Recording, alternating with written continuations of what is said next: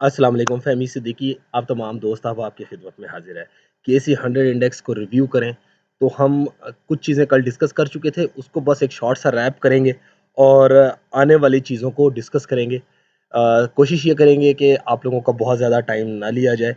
ये जो चार्ट आप लोगों के सामने है, इसको हम लोग ये आप लोगों के साथ बार-बार चे शेयर करते रहे हैं, बारहा डिस्कस करते रहे हैं और ये बताने की कोशिश की है कि मिड ऑफ जुलाई से लेकर अब तक इंडेक्स इन लेवल्स के ऊपर इस ब्लू लाइन के ऊपर सस्टेन नहीं कर सका और इस ब्लू लाइन के ऊपर इंडेक्स को रिजेक्शन मिलती रही। कल के दिन भी यही एक्सपेक्ट किया जा रहा था कि इस ब्लू लाइन पे इंडेक्स में रिजेक्शन मिल सकती है। हाउएवर इंडेक्स ने इस ब्लू लाइन को ना सिर्फ तोड़ा बल्कि सरपास किया, सस्टेन किया और वीकली टारगेट 42,600 और मंथली टारगेट 42,800 को भी टारगेट किया और उसके ऊपर सस्टेन करने की भी कोशिश की।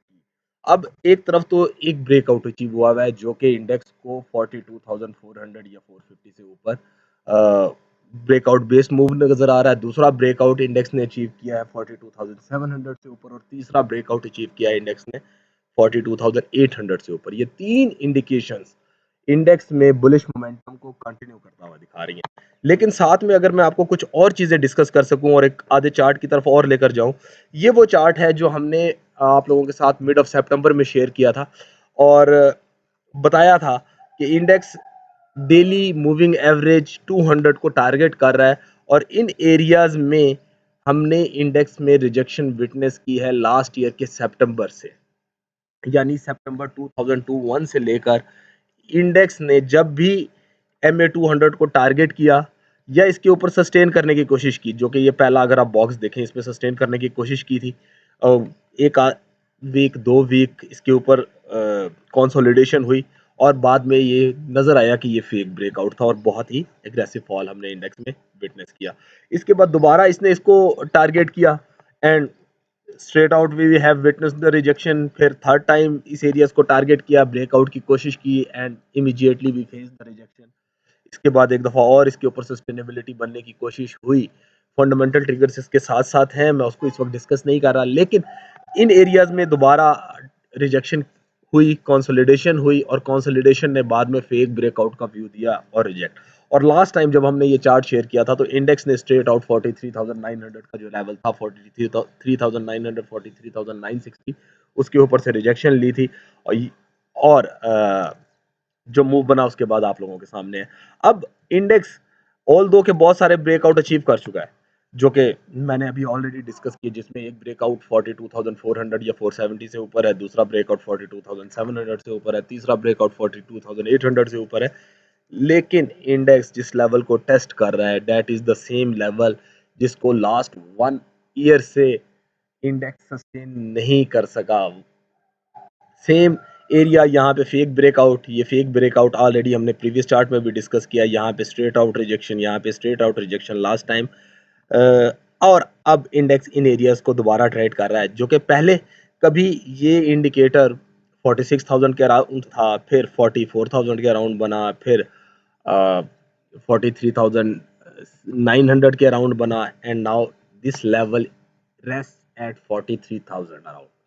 सो इन एरियाज़ को बहुत कीनली देखने की ज़रूरत है कि क्या यहाँ पे फ्रेश एंट्रीज़ लेनी चाहिए, नहीं लेनी चाहिए। मेरा ख़्याल है कि इन एरियाज़ में अगर आप लोगों के पास बाइंग है, कोई होल्डिंग पोज़ीशंस हैं, लॉन्ग पोज़ीशंस हैं, तो प्रॉफ़िट टेकिंग करनी चाहिए।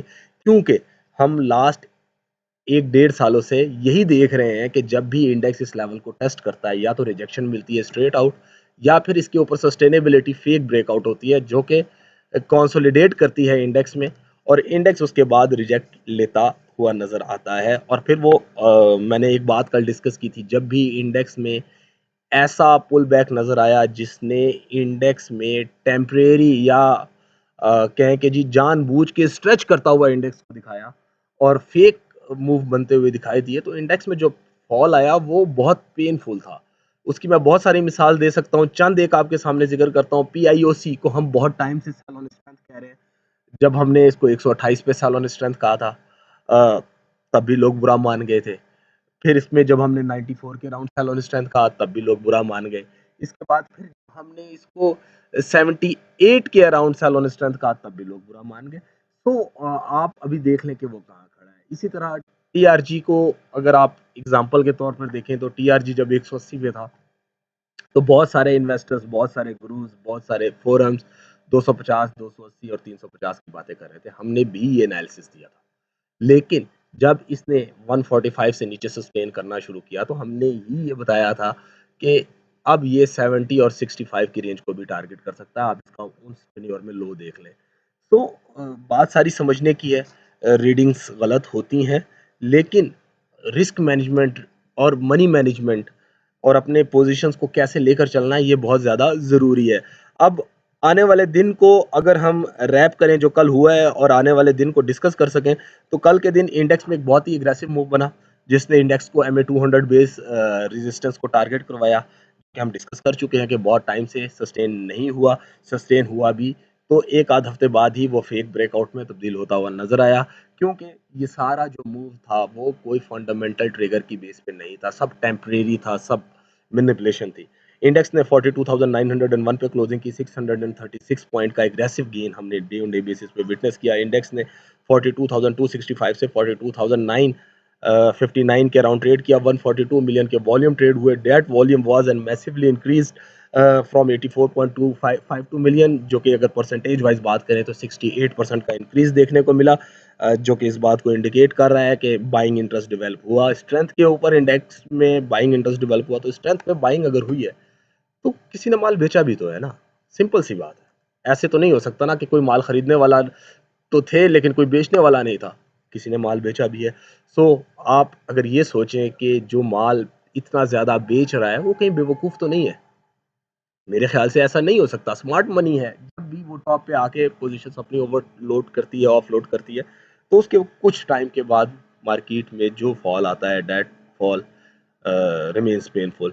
आने वाले दिन की अगर बात करें, यानी जो अभी सेशन ओपन होने जा रहा है, तो इंडेक्स ने 42,200 से ऊपर एक ब्रेकआउट अचीव किया है, जो कि बहुत अच्छा ब्रेकआउट है, रिलीफ है इंडेक्स के लिए। लेकिन साथ साथ जो चीज़ें अभी डिस्कस की, जो इंपॉर्टेंट पॉइंट्स डिस्कस किए कि इंडेक्स ने MA 200 के ऊपर सस्टेन नहीं किया काफ़ी टाइम से, वो स्टिल इंटैक्ट है। उसके ऊपर जब भी इंडेक्स गया, अब वहाँ पे रिजेक्शन मिली या फेक ब्रेकआउट हुआ या एक दो वीक की कंसोलिडेशन हुई, तो ये जो टेन्योर है, ये टेन्योर बड़ा मोहतात रहने वाला टेन्योर है। कंफर्मेशन आएगी, ज़रूर काम करें। इंडेक्स की बजाय स्टॉक्स के एनालिसिस को देखें, टारगेट को फॉलो करें, रिस्क और मैनेजमेंट को देखें और उस रिस्क मैनेजमेंट के साथ चीज़ों को लेकर चलें, तभी जाकर आपकी चीज़ें चलेंगी। और डाउन साइड के ऊपर अगर हम अगर अप साइड की बात करें तो इंडेक्स ने 43,260 से 43,470 का लेवल ओपन होता हुआ नजर आ सकता है। डाउन साइड पे 42,770, 42,610 एक अच्छी सपोर्ट बन गई है। ये सपोर्ट रिस्पेक्ट होती है तो इंडेक्स में एक अच्छा मूव रह सकता है। हाउएवर आज की क्लोजिंग बहुत इंपॉर्टेंट है। अगर आज इंडेक्स 43,030 से ऊपर क्लोज करने में कामयाब होता है तो that would be a good closing. और अगर इंडेक्स 42,400 से नीचे क्लोजिंग करता है तो ये जितने भी मूव हमने डिस्कस किए वो सारे फेक ब्रेकआउट या अप साइड के कंप्लीट होने के पोटेंशियल को इंडिकेट करेंगे। अपनी दुआ में याद रखें। अस्सलाम वालेकुम वरहमतुल्लाह।